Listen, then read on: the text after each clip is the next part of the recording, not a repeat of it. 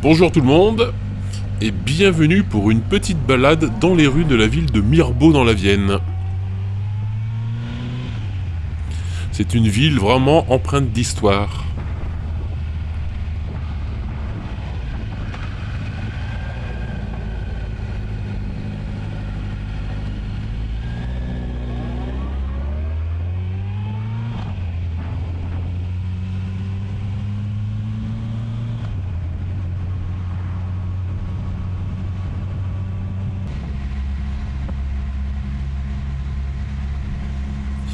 Pour ne citer que ça, en 1202, la reine Aliénor d'Aquitaine, qui est bloquée par l'armée du roi de France commandée par le duc Arthur Ier de Bretagne, son petit-fils, prend la ville et s'apprête à donner l'assaut au château où elle s'est réfugiée.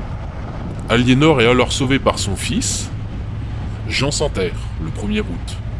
Jean prend à revers les troupes d'Arthur et anéantit et capture son neveu qu'il tuera dans sa prison en avril 1203. C'est une des versions de la mort d'Arthur. En 1429, durant son trajet pour Orléans, pour mettre fin au siège, Jeanne d'Arc passera une nuit à l'auberge de Mirebeau, aujourd'hui toujours visible, place de la Poterie.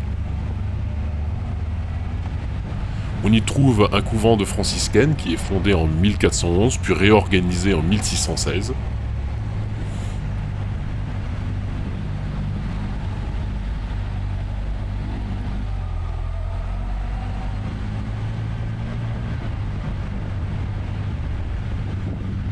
Et en 1600 et quelques, devinez qui rachète tout ça? Le cardinal de Richelieu.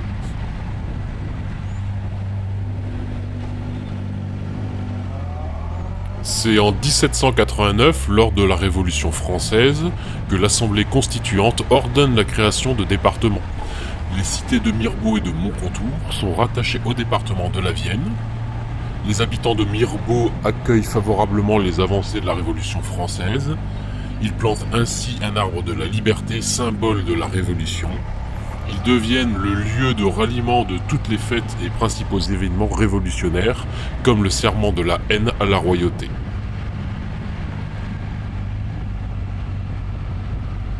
Le château est alors transformé en prison pour hommes pendant la Révolution.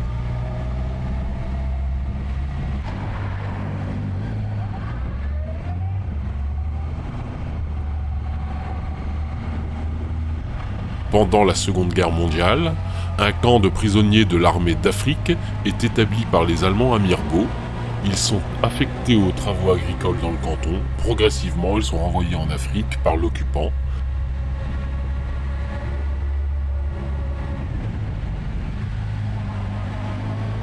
Je n'irais pas dire que c'est un labyrinthe, mais j'avoue qu'il est quand même assez facile de se perdre dans les rues de Mirebeau.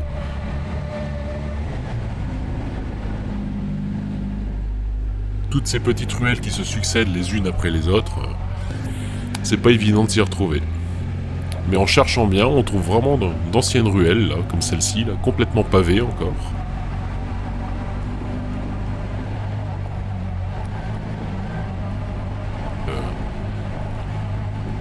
Ce qui donne tout le charme de ces anciennes villes un peu médiévales.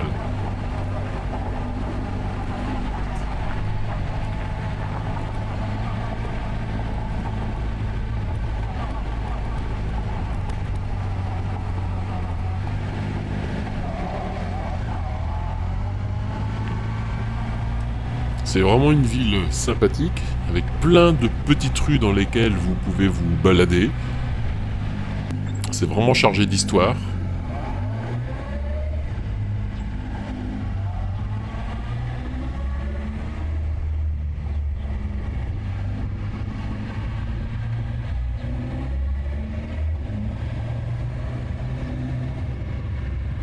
On quitte Mirebeau pour retourner autour dans la campagne.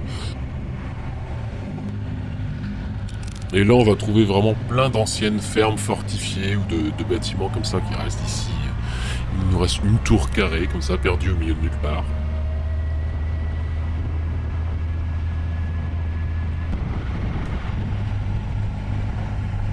Juste à côté, on trouvera une magnifique demeure actuellement en restauration.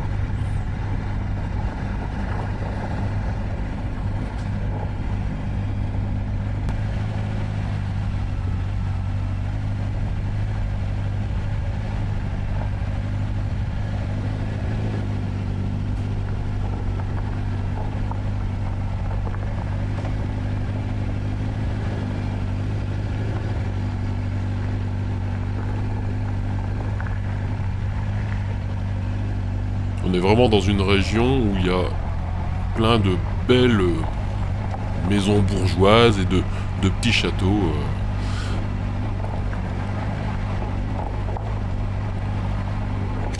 Dispersés sur le territoire à gauche et à droite. C'est vraiment très sympathique.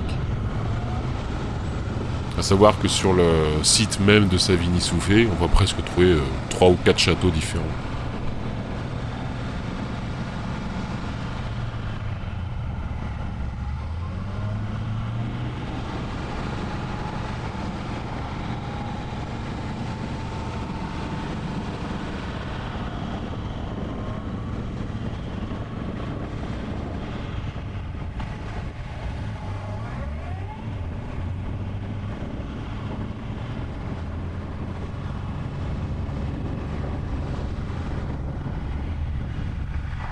Bon, j'avoue qu'il faut pas hésiter à passer par des petits chemins qui sont pas forcément très carrossables en moto.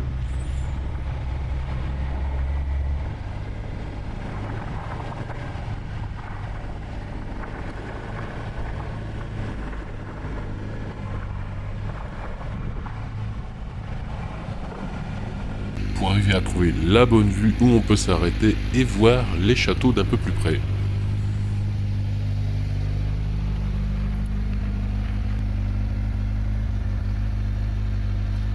Tadam!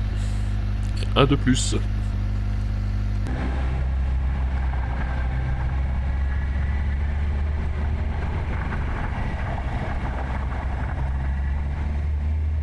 Ce qui m'impressionne toujours, c'est la quantité de murs qui ont été construits autour de ces demeures. Il en a fallu en tirer de la pierre pour faire tout ça.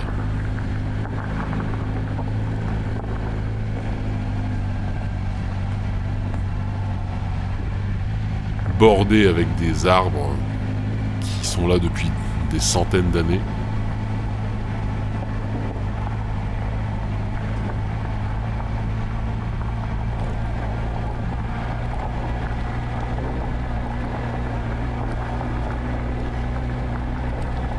Ça donne à la fois un côté mystérieux et majestueux à l'entrée des châteaux.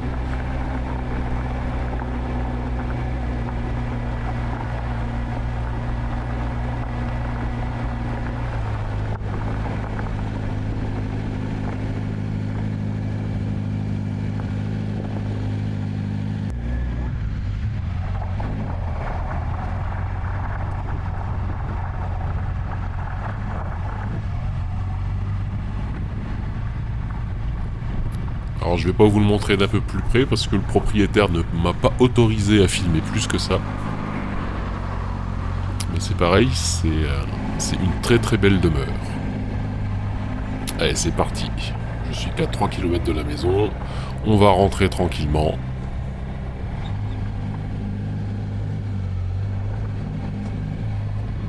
Je vais en profiter pour vous souhaiter un bon week-end les motards. Et je vous dis à la prochaine.